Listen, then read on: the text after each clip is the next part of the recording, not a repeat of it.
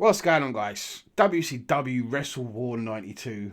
There was a handful of okay matches in the undercard. This was all about one match, really. One match. This was a one-match show, really, when you think about it.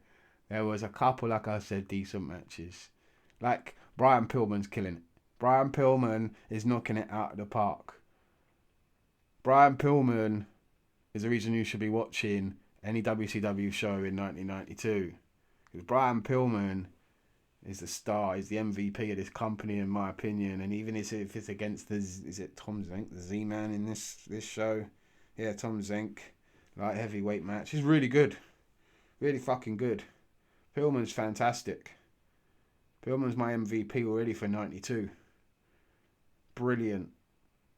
Go and watch his matches, man. He's knocking them out of the park. He has some decent matches in 92. He's had a couple already. The one against Liger, man. I'm still thinking about it today, man. It's still that fucking damn good. Like, it got me, man. But the rest of this show, man, the undercard. The undercard is just so fucking boring. So boring. So flat. There's nothing to it. Okay, the tag team match at the beginning was alright. Like the Freebirds, last few shows they've been heels. Now all of a sudden they're baby faces again. It's just flipping and flopping. Don't know what's going on, really. Nothing makes any sense. Terry Taylor and Greg Valentine in 1992 is a champion. What the hell's going on there, man? Questions need to be asked about that. Terry Taylor and Greg Valentine are somehow tag champs. United States tag champs. They're still around, so... I'll never know really what happens with them. We'll find out eventually. But yeah, the Freebirds win the titles here. Johnny B. Bad versus Tracy Smothers. Oh, dreadful.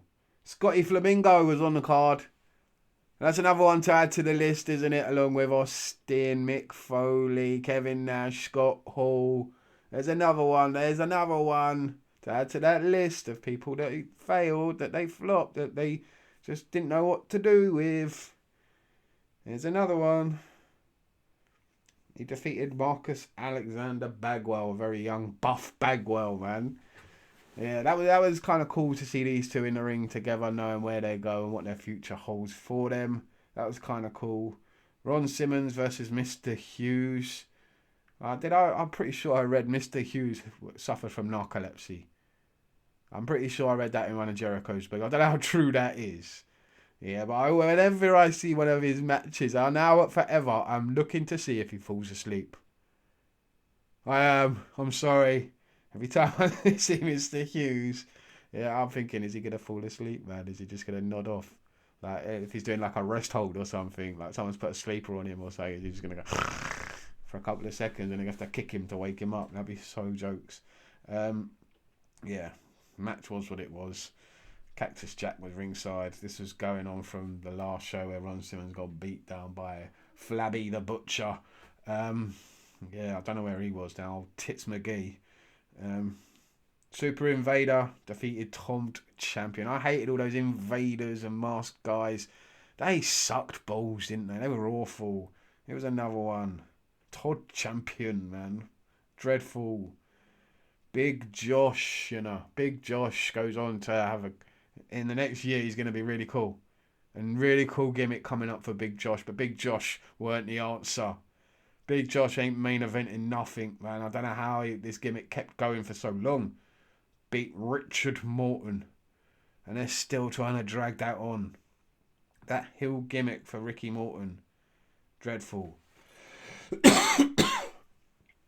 Steiner Brothers versus Iizuka and Fujinami was really, really good. One of the best matches of the show, along with Pillman and Zenk.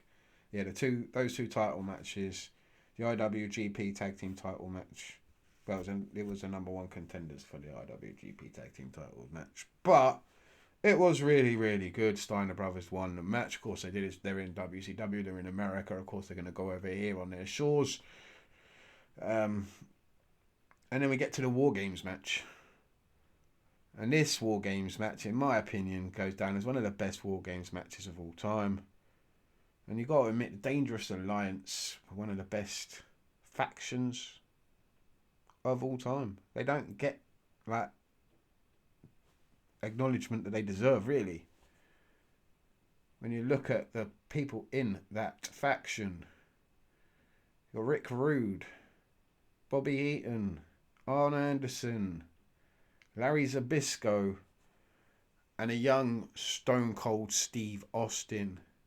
Clearly the breakouts. Like every faction has always had, in my opinion, and the best ones have always had that breakout star. You look at, I don't know, Evolution with Randy Orton. Do you know what I mean? And right here we had the breakout star was Stone Cold. Still, well, he wasn't Stone Cold yet. He was lukewarm. He was stunning indeed, Steve Austin. Yeah.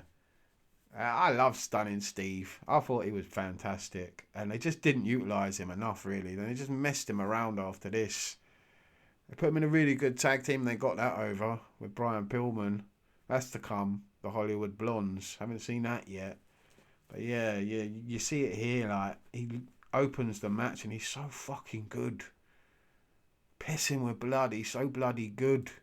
This is so good. And Dustin Rhodes on the other side as well. Don't get me wrong. Dustin Rhodes, underutilised as well. Those two guys, so underutilised in this company, weren't given the chances they really deserved, and went on to become bigger and better stars elsewhere. No doubt about it. And it's just, yeah, this is the infancy of their careers, really, if you think about it, considering how and where they go next. And it's nice to see that they were so damn talented. It's just it's not a shame, really, because you know what they go on to become, and if they get utilised here, they don't go on to become what they become. So it is what it is, really, and it helped them obviously become what they are. But it's just WCW dropped the fucking ball. You really did. On everyone. Every really talented young performer you had, you put aside for the old guys. The old crew. Guys that had seen better days in the 80s. That had been around since even the 70s in some facts. In some cases. You'd rather put them over still than these up-and-coming guys that you had. You had such a massive crop as well. And you flopped with all of them. Every single one. Anyway, let's get back to the WarGames match. Because, yeah, this was really good. Really fucking good. Ricky Steamboat, Nikita Koloff, Barry Windham and Sting made up the babyface team. And the Dangerous Alliance, we've already spoken about them. And they did it properly. Hills had the advantage. I don't know what's going on until these days. I don't know why they're doing it differently, but this was perfect. Hills have the advantage. It's always the way it should be in a WarGames match. Blood is a must in a WarGames match. And this was fantastic. No gimmicks needed. No chairs, no tables, no sticks, nothing. No furniture. Just 10 guys beating the shit out of each other. Busting each other up. Claret pissing everywhere. And the finish was great as well. Larry Zbyszko being made to submit. No, Larry Zbyszko got, yeah, that's it. He hit him with the bit of the corner post, didn't he? And, yeah, had to submit. Was what it was, though. Larry Zbyszko cost his team the win, and they weren't happy with Larry afterwards. This was, in my opinion, up there as one of the best WarGames matches of all time. Because, yeah, you didn't have all that furniture in the ring. You had, like, 10 of the best wrestlers on the planet at that time. Just absolutely destroying each other. It was really, really good. Wouldn't have minded seeing the Dangerous Alliance get a win, though. That would have been good for them, in my opinion. I don't think the right team won. I think they could have done with, like, putting the Dangerous Alliance over a little bit more here. I know most WarGames matches, the heels don't win. Like, back then, it wasn't a thing. It was always the climax to beating that big faction, that big heel team. Yeah, well, that was what it was. But yeah, it would have been nice to see the Dangerous Alliance go over here and put them over even stronger. Because they don't have much longer to go, really. As good of a faction as they were, they didn't actually last that long when you think about it. Their longevity wasn't that, because they just didn't know what they were doing in WCW. That was the problem. From one day to the next, it was an absolute joke at this point. Absolute joke. And so many more people walk out the door.